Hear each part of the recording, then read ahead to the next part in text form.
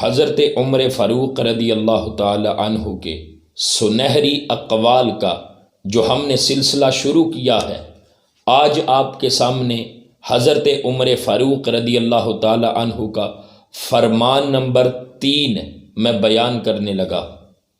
حضرت عمر فاروق رضی اللہ تعالی عنہ نے فرمایا کہ جو نکاح ہے، نکاح کرنے سے 2 چیزیں روکتی ہیں۔ نمبر 1 عاجز ہونا، اور نمبر 2 بدکار ہونا۔ یہ حضرت عمر فاروق رضی اللہ تعالی عنہ کا فرمان ہے۔ تو نکاح سے 2 چیزیں روکتی ہیں۔ نمبر 1 عاجز ہونا۔ اس کا مطلب کیا ہے؟ اس کا مفہوم کیا ہے؟ کہ بندہ نکاح کرنے کے قابل ہی نہیں۔ ایک تو وجہ یہ ہے، اور دوسری وجہ یہ کہ اس کے پاس اتنی سکت ہی نہیں، اس کے پاس اتنے وسائل ہی نہیں کہ وہ نکاح کر سکے۔ تو نکاح سے عاجز ہونا، اس کا معنی یہ ہے کہ اس بندے کی جو نظر ہے وہ رشتہ ازدواج پر بھی ہے اور رشتہ ذریعہ معاش پر بھی ہے۔ یا تو اس میں سکت نہیں، یعنی وہ اس کا اہل نہیں، یا پھر اس کے پاس اتنے وسائل نہیں۔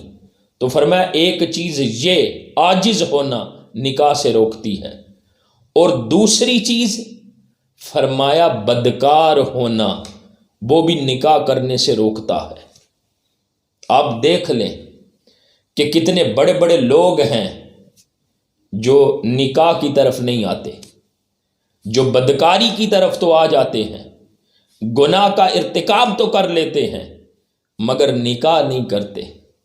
حلال کو چھوڑ کر حرام کا راستہ اختیار کرتے ہیں، حلال طریقے کو چھوڑ کر حرام طریقے کا ارتکاب کرتے ہیں، حرام راستے کو اختیار کرتے ہیں۔ تو فرمایا وہ لوگ جو نکاح کرنے سے رکتے ہیں، اس کی دوسری وجہ یہ ہے کہ وہ بدکار ہوں گے۔ یعنی بدکار ہونا بھی یہ بندے کو نکاح کرنے سے، یہ عمل کرنے سے روکتا ہے۔